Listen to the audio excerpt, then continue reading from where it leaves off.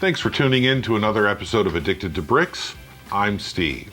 We'll do another question and answer session today, and this time we're going to talk about selling Lego, particularly on BrickLink, which is where I sell my Lego. The channel here is called Addicted to Bricks, and my Lego store on BrickLink is called Addicted. I thought I'd answer a few questions. I did go through and filter a lot of specific and advice kind of things out. There are a lot of people out there who have more and better advice and experience than me. I recommend going to Bricks on the Dollar, watching all the Ask Clutch videos. They were really helpful to me, and he's a really helpful and knowledgeable guy, certainly more experienced. So I want to stay away from those kind of specific questions that he answers and talk more on a philosophical or how I manage it myself, being firstly a collector and then having a BrickLink store, and how those two things coincide. And he's a good contrast because he doesn't collect at all anymore, and maybe we'll talk about that a little bit later. So I have one question that kind of falls into that territory, and we'll address that first and then move on to there for some more personal kind of answers from me. So the first question is, how many parts should I have, or how many parts until I'm selling consistently in my BrickLink store? And that's a good question, and I don't have a really specific answer, but I did read in the forums when I was getting started that a breakpoint from somebody who posted there, their perception was that once you hit about 6,000 pieces, you'd start to see some consistent sales, and that turned out to be my experience. Interestingly though, recently I hit 106,000 parts, and as of today, I think I have 103,007 pieces. So I'm still over 100,000 pieces for sale, and I really don't get any more sales than when I did when I had 6,000 parts. Some of that has to do with my pricing strategy, which admittedly is a little on the higher side or around the average listed price side. I don't tend to blow things out. Part of it might have to do with the fact that I keep some of the more desirable parts that people are looking for, so I'm not part of that party.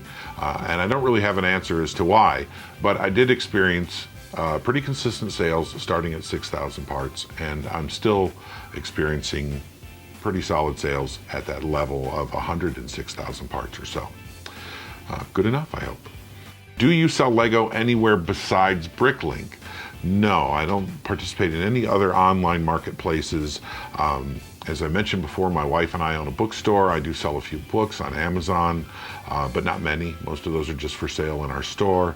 And while I've explored other places, I don't sell Lego anywhere but on BrickLink, and it helps me keep track of my inventory in just one place. And since I work full-time, actually more than full-time, it's easier for me to just track and manage it there.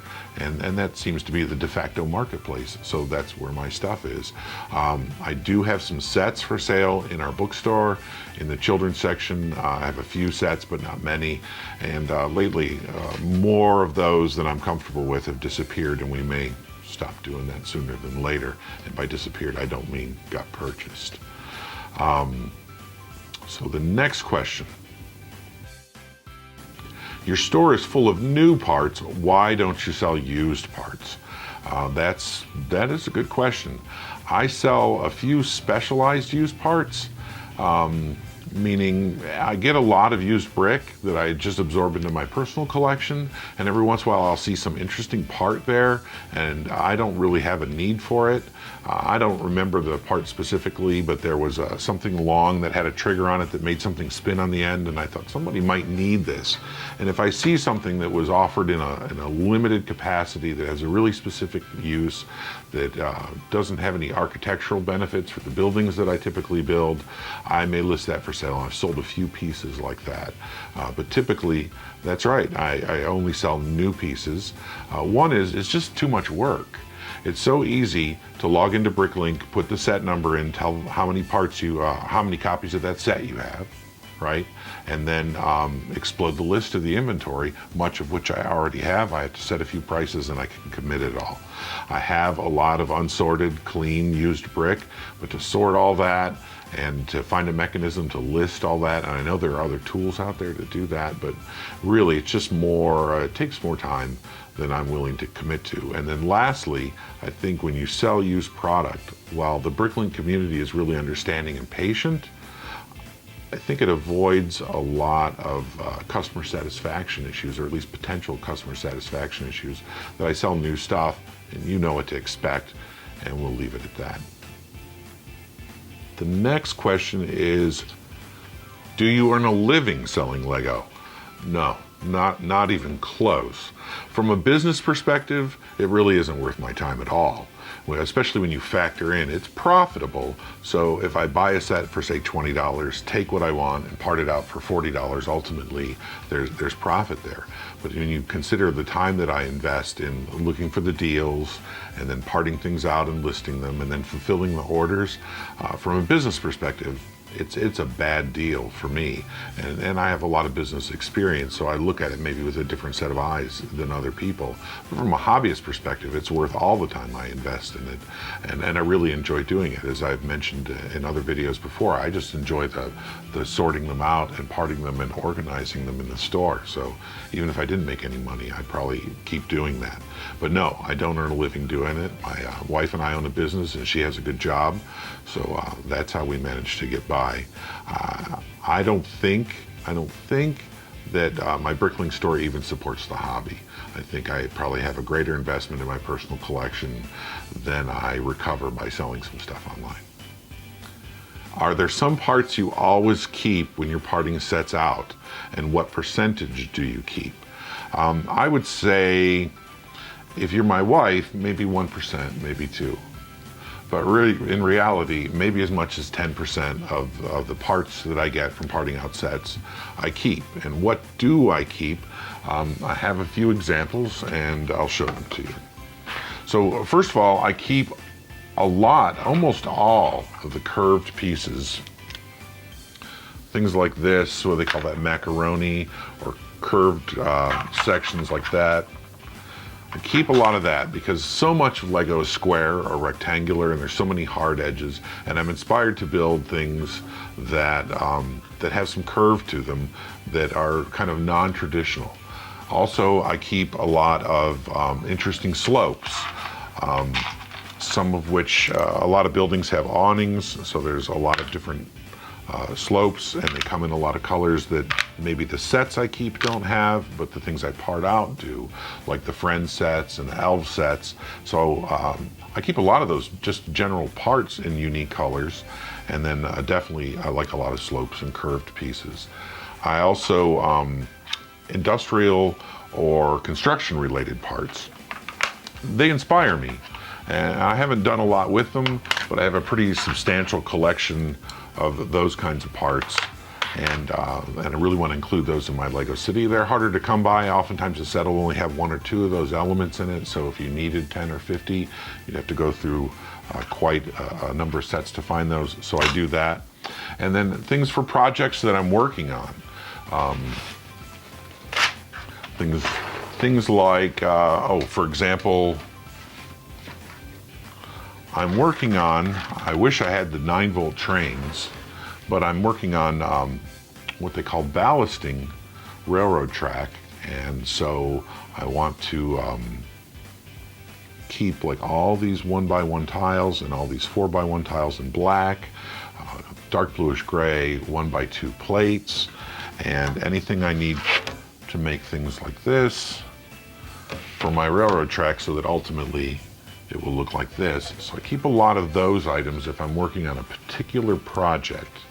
I keep parts for trains. I don't often find deals on trains where it makes sense to part them out, but if I do, if I get train sets, I'll just keep a few elements that interest me, maybe some wheels today, maybe something else tomorrow. Definitely all the straight track, because you get so much curved track, but not a lot of straight track, so I keep all of that. I keep almost one of every minifigure. So I may not keep a particular set, say an Avenger set or a Batman set. I may not even keep one for my collection, but I may part out 10. And so I'll keep one of every minifigure if I don't already have that in my collection, with few exceptions. I am a collector, but I can't justify sometimes hanging onto a minifigure that I can list for $80. So I parted out a TIE Fighter the Ultimate Collector Series TIE Fighter, and this little guy was listed at $80 at the time, and I didn't have one, but I couldn't justify keeping something that I thought I could make that kind of money on, so I listed it for $80. And now I think the market's kind of fallen out, and they're listed for about 40 bucks, and I'm helping hold up the marketplace for you guys who have them cheaper, and I've left it in my store for 80 bucks, and hopefully that helps somebody out, and maybe someday somebody buys that from me, and if not, it'll ultimately become a part of my collection. Also, because I'm building a city, I'm not that interested in having a lot of minifigures that can't just populate a town, and lucky for me, because those are the cheapest ones. So when I do just generic minifigures, I keep a lot of those so that I can populate the streets of my Lego city that I'm building in the other room. Glass for windows and doors. A lot of those things get scratched easily. I keep a lot of it. I list a lot of it, and you'll find some in my store, but I keep the lion's share of the glass, or the plastic inserts that go inside the windows and doors that appear to be glass. And I have a weakness for printed bricks. All of us hate stickers so much, and I really want to keep every printed brick I get, but oftentimes, again, those sell in the marketplace pretty well, and so while they're hard to part with, I do put a significant number of those in my store, but I do find some irresistible, and I keep those. Also, minifig accessories and weapons, I keep a large number of those because they can create life in the things that I build, because minifigures are doing something with them rather than just standing there static. But again, I offer a fair number of those for sale in my store. That's all I can think of right now that I keep. And the next question, do you recommend selling? I'm not sure. Some people certainly make more money than I do at it. Some people do it full time, and I'm led to believe do really well. I'd recommend maybe watching some videos from Big B's Bricks or the Brick Czar. Those videos helped inspire me to get started. They're pretty informative and entertaining too. And then, as I mentioned, if you watch Clutch, he's got some good advice as well. Do I recommend it? Like I said, I'm not making a living doing it. I enjoy doing it. I've often found out that the quickest way to kill a hobby or an interest is to try to make a living doing it. I'm forever getting a hobby and getting an interest and then trying to turn that into some kind of endeavor that I can monetize, and then losing my interest in that hobby. And so I'd be careful about that. You know, there's the philosophy that says find something you love and find something you do well and do that for a living, and that hasn't been my experience. So my advice is actually quite the opposite. There are challenges to getting started, primarily building an infrastructure so that you have scales or printers or the technology that you need to do the job, and packaging materials and all that. So there's an upfront investment on top of building an inventory. I found initially that I was buying way more than I had time to add to my inventory, so I had a closet full of unopened stuff that wasn't making me any money and that I wasn't using. And so that was kind of rough. So keep that in mind as well, because you have to take the deals when they're out there. You know, you see something for sale and you can grab 10 of them to sell. Well, now is the time. A lot of businesses fail because they're undercapitalized to begin with, and if you're undercapitalized, you can look for that challenge to come up pretty quickly. And I'll get to more of that in a little bit. And also, it requires a great deal of patience and discipline. So every morning you have to check, or you have to have an interval. I check in the morning. Every morning I check to see if I had an order, and I make sure I invoice it. And then every evening, no matter how late I work or how tired I am, I make sure that the paid orders get pulled and shipped the next day. So it does require a significant amount of discipline to do, and organization. So that's that. And it kind of leads into this next and final question. Do you have any pet peeves about selling on BrickLink? I think it's a great marketplace. It was easy for me to figure it out, and if you struggle to understand how it works, maybe that's a sign that it's not the right place for you. It was pretty simple and intuitive, I thought. It looks like an old school website, but I think it needs to be an old school website. It's not, trying to be the sexiest thing. It serves its function, and it does that really well. And I have an easy time navigating it, and I was able to, through the help of the forums, learn how to do what I needed to do there, and some videos that I watched on YouTube as well. I like the community. I think the people are friendly. As I mentioned, the forums are insightful. I read them all the time. It's an interesting community. I don't post a lot there. but I have learned a lot keeping up with the forums there. And I've had very few problems, and certainly nothing that's upset me or been a cause of genuine concern. So I think it's a great marketplace. So if I do have a pet peeve, I'm just as much to blame for this complaint.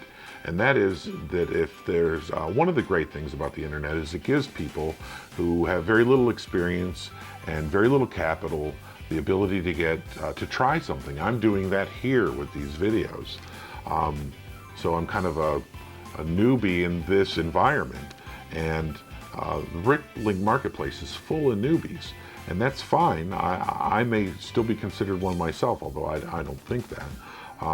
Except that what happens is people get in and they don't get rich tomorrow, and then they always have some excuse why they're blowing out their inventory. If you look, there's a lot of sales and a lot of discounts to be had through posts in the forum, and then the values come down and another collectible marketplace dies because everything is on a race to a penny, I think, in terms of pricing. And so that, if I had a pet peeve, and I don't even know if that's something that qualifies as a peeve, but if I did, that would be it. It's all the questions we have. If you have more questions about selling on BrickLink or my philosophy about how I sell on BrickLink and still maintain a collector status, I'd be interested in them. Post them in the comments below. Please like the video if you did, and I'd love it if you'd subscribe. I appreciate you tuning in to Addicted to Bricks. My name's Steve.